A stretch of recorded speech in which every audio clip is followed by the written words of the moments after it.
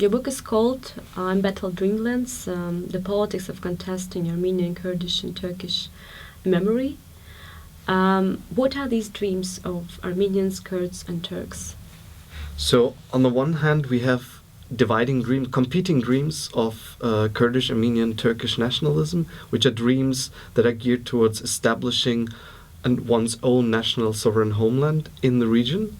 The region I'm looking at is mainly the Lake Van region in southeast Turkey, where these three narratives collide. And on the other hand, we have basically the nightmare that ties all these three historical experiences together, which is ultimately the massive uprooting, deportation and killing of Armenians known as the Armenian Genocide. So how is your book organized? My book is subdivided into 5 sections. The first 2 chapters mainly deal with a historical reconstruction of the Lake Van region and the larger historical aspects that are at the heart of my research. On the one hand, I reconstruct the competing national movements, that is the Armenian, the Turkish and the Kurdish national movement, and I try to denaturalize them. I try to root them in a specific historical period, showing how they emerged over a certain period and as competing mirror images to each other. In the second chapter, I move from the competing dreams to what I call the shared collective nightmare. That is the event of 1915. And what was very important for me in this regard was to root it in a larger history of massive ethnic cleansing and reckless territorial aspirations. And for that reason, I tried to engage the Armenian genocide also in a very, I think, productive, comparative discussion with the events in what we call Circassia, that is the Northern Caucasus, that is the expulsion of Muslims and killings of Adige, Ubykh people in the Northern Caucasus, of whom many as refugees came to the Ottoman Empire, and for some also occupied central positions in the Teshkilat Mahsusa that played a crucial role also in the Armenian genocide. So we see also not only how we have different collective events of violence, sometimes Christians being targeted, sometimes Muslims being targeted, but we see also how at the same time often the very victims of the past re-enter the stage of history now as the new perpetrators. So these are the 2 historical chapters. For now, in the 3rd chapter, I move on to the level of politics of memory. That is the one more rooted, I would say, in a study, deconstruction of the national narratives. I looked specifically at history textbooks, but also national museums, and in the case of Kurds, at official publications of the PKK and the works of Abdullah Öcalan. And I wanted to reconstruct what are the national narratives of those 3 institutions, and to see how do they actually employ those national narratives by relying on narrating, silencing, performing and mapping. And then in the 4th chapter, I basically introduce the reader to the Lake Van region, that is the region at the heart of my ethnographic research, and I introduce the region as a mnemonic frontier. With mnemonic frontier, I mean I look at the specific aspects of the region that favor the emergence of counter-narratives, narratives that contradict the homogenized national narratives we see in the Politics of Memory. And finally, in the 5th chapter, in some sense to be read as an answer to the Politics of Memory, I look at the entwined narratives on the ground. So I try to go in my ethnographic study and the evaluation of my ethnographic study beyond the seemingly exclusive, mutually exclusive national narrations on the national level, and look at what are the different aspects, the different elements, the patterns, as we can say, through which we can bridge the different accounts of Kurds, Armenians, Yazidis, Syriacs today. For whom specifically will this book be interesting? Well, I think beyond scholars in the field of Middle Eastern studies and social science, this book is also of specific relevance to those working actively in the field, that is NGO workers, civil society activists, that are crafting projects in the field of transitional justice and reconciliation. I think in this regard, specifically those chapters that deal with the competing narratives on the ground provide a very valuable depository resource for those people to conceptualize projects that transcend what I would say is an ethnocentric focus that still continues to dominate memory studies. And with regard to this also, I think due to the fact that the book has a relatively limited scope, it is also particularly suitable as a book for instructors at university, both on a graduate and I think with some reservations also on an undergraduate level. How did you get interested in this research topic? Well, during my MA studies, I was studying at the Middle Eastern Technical University in Turkey, in Ankara, and already during that time I grew more interested specifically into the history of Eastern Turkey. I had many also fellow students from the Kurdish region, from Batman, from Van, and we once visited together with a friend Mardin and Diyarbakir, and there of course you have what the anthropologist and my fellow colleague Suny calls the palimpsests of violence. That is, you have the different layers of suppressed past, that is the past of non-Muslims living in Eastern Turkey. And these ruins that I encountered during my field trip in the region, they in some way formed the first point of departure. And then it was on the one hand the ruins, but then once you start interacting with people, you realize that factually in many families throughout Eastern Turkey, Armenians and Turks coalesce into one and the same family tree. So when I was talking with many families throughout the region, they were telling me that they had originally Armenian grandmothers who were either saved or actually kidnapped by Kurds during the time of the genocide, and who grew up as Islamized Armenians in their families. And that was then the kind of point of departure for me to dig deeper and to finally then conceptualize this research. You did your research into countries. What were the challenges? What was your experience when you did your study trip? Yeah, one of the major challenges of this research had been that we are still speaking of a militarized border that is dividing Armenia and Turkey, which is still fenced with barbed wire.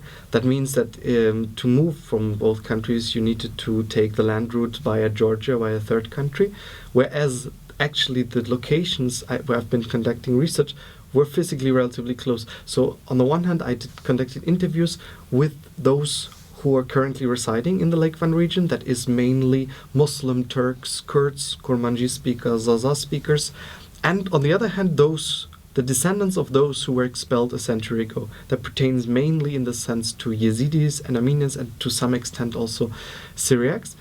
And those were mainly living in the Republic of Armenia. Those I interviewed in different districts. I needed to conduct some preliminary research to find out the different settlement areas where you had predominantly Armenians from Mush, Van, Bitlis.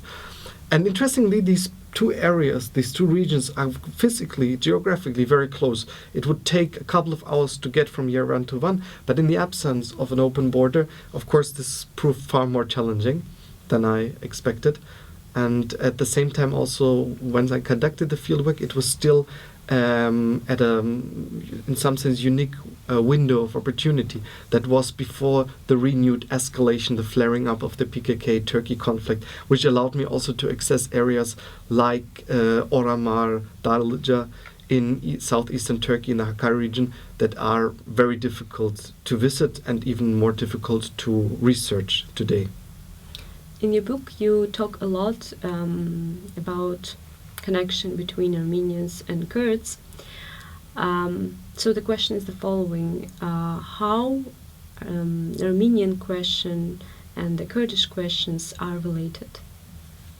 Well, to summarize very pointedly, one could argue that there would be no dreams of a northern Kurdistan or Bakure Kurdistan in places like Van or Kars without the genocide. And I think that's the point of departure for me, to look at both of these historical and recent political complexes. Kurds played an active role in the implementation of the Armenian genocide, not only, as this has been often underlined, subcontractors as the Hamidiya regiments, but at the same time also as just ordinary people that would benefit from the removal of Armenians, both due to the fact that they would get more richer agricultural lands, and at the same time also many times they were instigated by religious local leaders that were issuing fatwas that demanded the killing of Armenians. So we see this kind of like also interaction on local level on the one hand.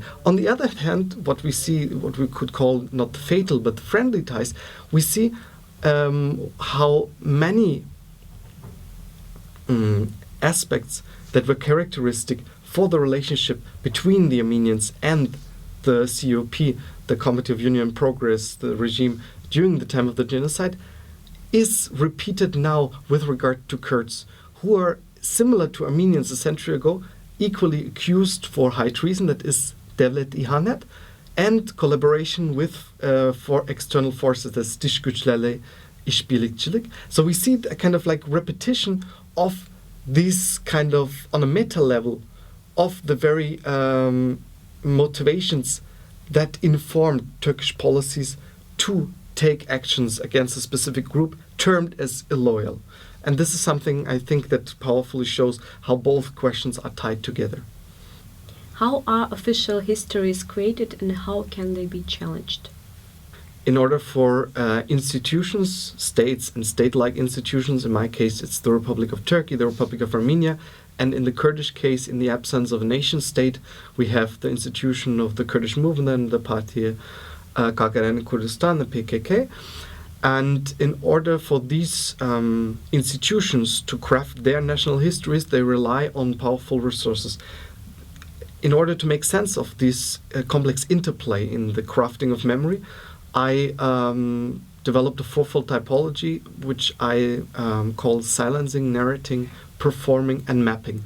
With narrating, we can think of all policies that are geared towards crafting a seemingly homogeneous and eternalizing narrative of the nation.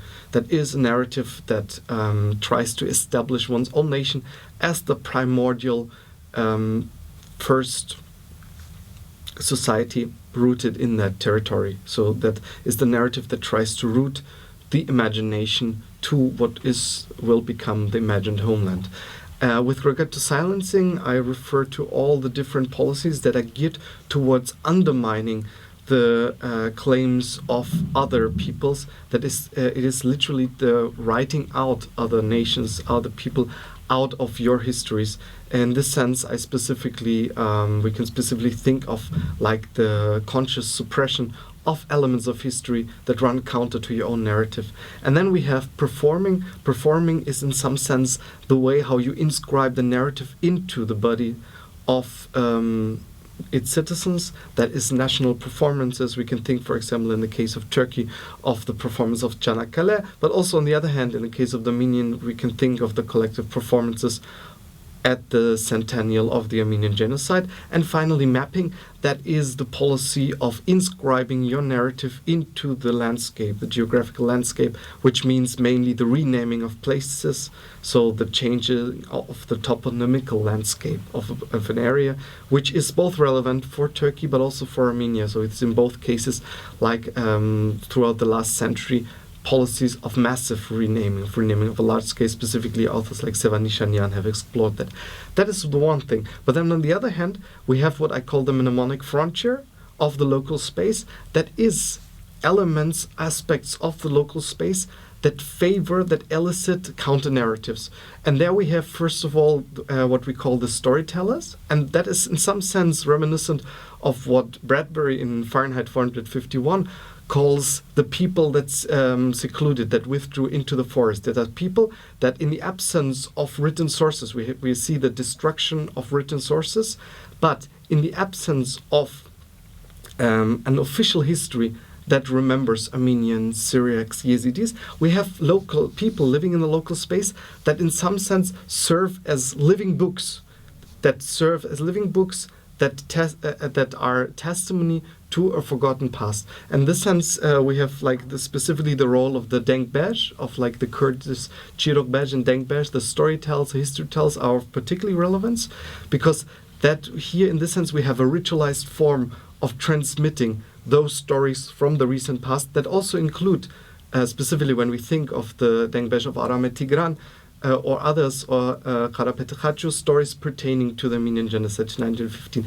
Then we have, on the other hand, the aide memoirs. So we have artifacts that are rooted in the local space. So it is easy to write specific people, for example, the Syriacs, the Armenians, out of a national history, but it proves far more difficult to erase their material remains from the surface, from the monumental landscape of present-day Turkey. So we see, for example, Assyrian remains of Assyrian cemeteries.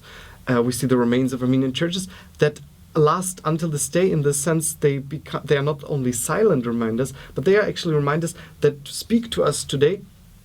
And they speak to us with a counter-narrative that brings back those people that were erased from the area to our awareness.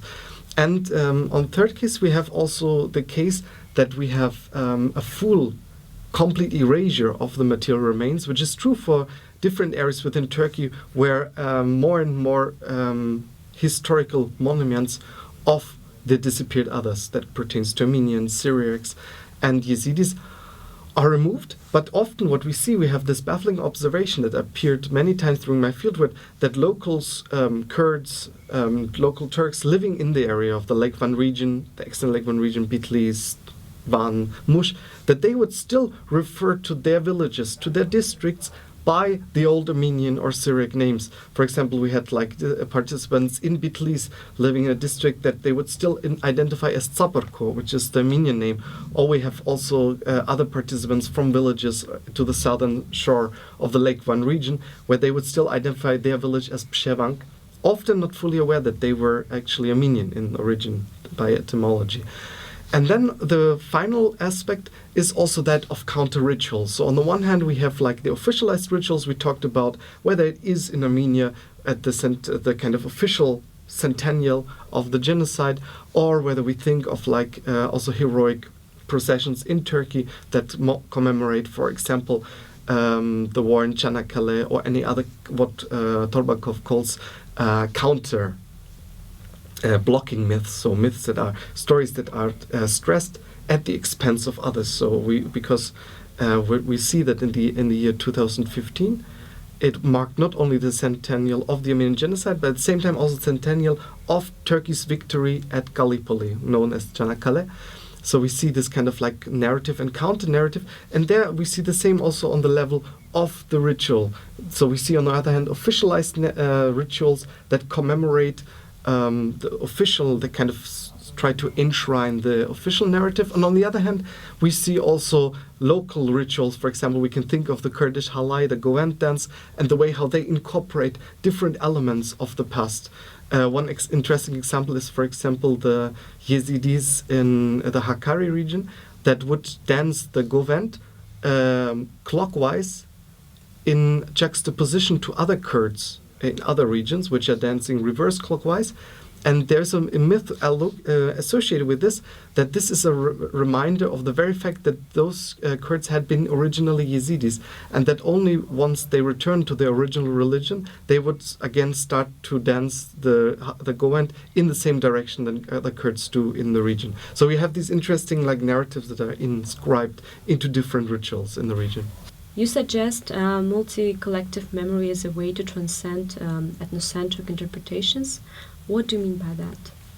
Well, with multi-collective memory, I want to specifically stress those aspects of collective memory that go beyond the frequently employed categories of the national collective memory. Because the interesting thing is that both in the mainstream discourse and in many academic works, we see often an equation or the tendency to equate collective memory with national collective memory. That is a collective memory pertaining to the imagined community of the nation. We see this very often when we speak of this is how Armenians remember, this is how Kurds remember, this is Turkish collective memory.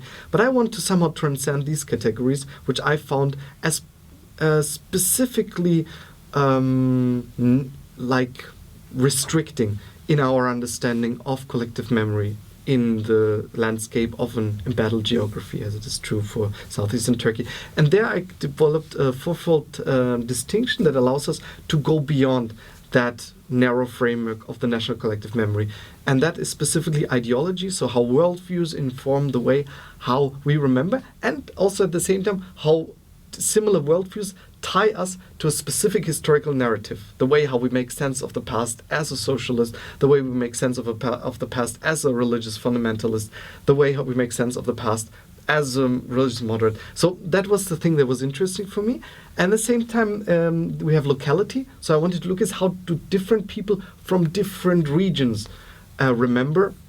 In this sense, for example, I looked at how different Kurdish participants which belonged to different local tribes did also conceptualize their narrative of the past. We see, for example, there are strongly diverging narratives between, for example, Bajari Kurds, which are the former urban class of Bitlis, which would remember in detail their cohabitation with Armenians in the late Ottoman period. And on the other hand, we have, for example, Muhajir Kurds that were like the Bruki, a tribe which were expelled from the Caucasus and thus either expressed strong grievances for Armenians or were literally unable to recapitalize any shared past, simply for the fact that they were resettled to the region actually as a result of the uprooting of 1915.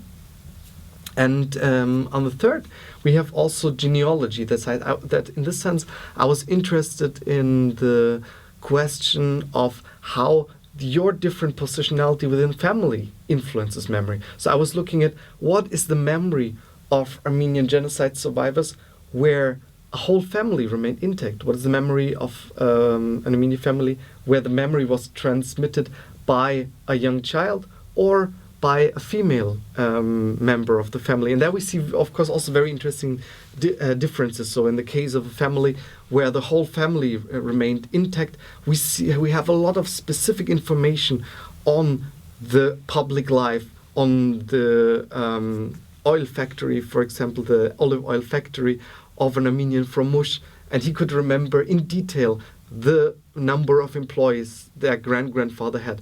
On the other hand, we had cases of Armenian families where only the woman had survived the genocide. And there we see that the family, due to the fact that we have far more patriarchal family structures, we see how much actually the life of women was restricted to the realm of the family. For that reason, in the case of those families, we have a strong focus on detailed illustrations of family life, everything that happens within the confines of home, but we have very few access to the world beyond, which interestingly also creates often the illusion as if there was only Armenians living in a specific area, simply for the fact that the only reference points in these stories are Armenians.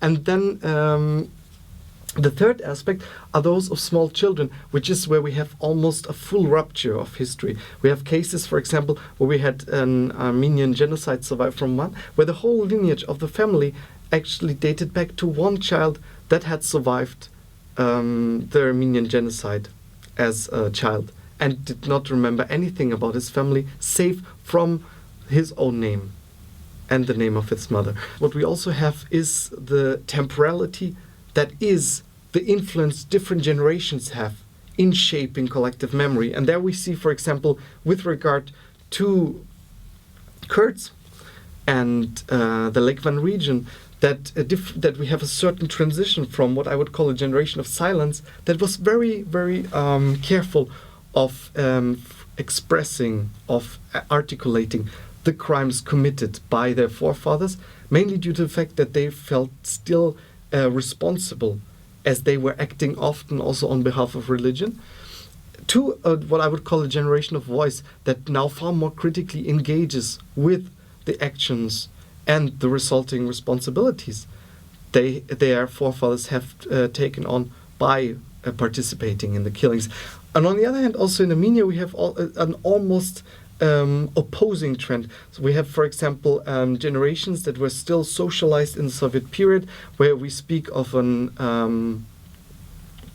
cohabitation between Muslims, Turkic speakers, Azerbaijanis, Armenians, and Kurds in the Armenian SSSR, which are now superseded by a new generation for whom a multi-ethnic cohabitation has become an aspect of a distant and, in the eyes of many youngsters, failed past. So we have there, in this sense, almost an opposing trend in the case of Armenia. Is there any hope for bridging memories in near future? Of course, this question is difficult to answer, as it is also closely tied to the current political developments in the countries subject to this research. However, what I think on a larger scale, what is of specific relevance is the emergence of a narrative of resistance. And with a narrative of resistance, I mean a narrative that is able to see Armenian freedom fighters, Kurdish neighbors that shelter Armenians, and that's important, Ottoman state officers that refuse to carry out the orders of the Täniges, of the deportations, now on one side of the same history, rather than seeing Turks, Armenian Kurds as antagonistic actors in a fierce struggle for establishing a history vis-a-vis the antagonistic history of another nation.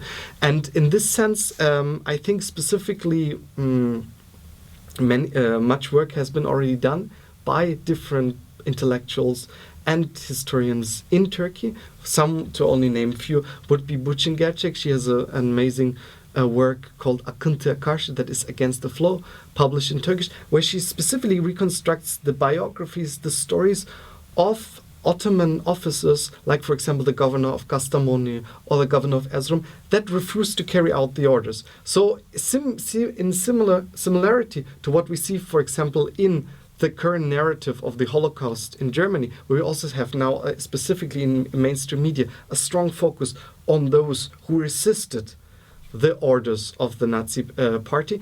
We somehow lack still, on a public level, this very same narrative in the wider public in Turkey. That is a narrative that tries to embrace those elements of the late Ottoman state that did not condone, but actually refused to take part in the Armenian genocide. And I think in this regard, specifically historical works that bring to the forefront those, in some sense, forgotten dissidents, forgotten dissident voices, is of crucial importance to craft this challenging narrative.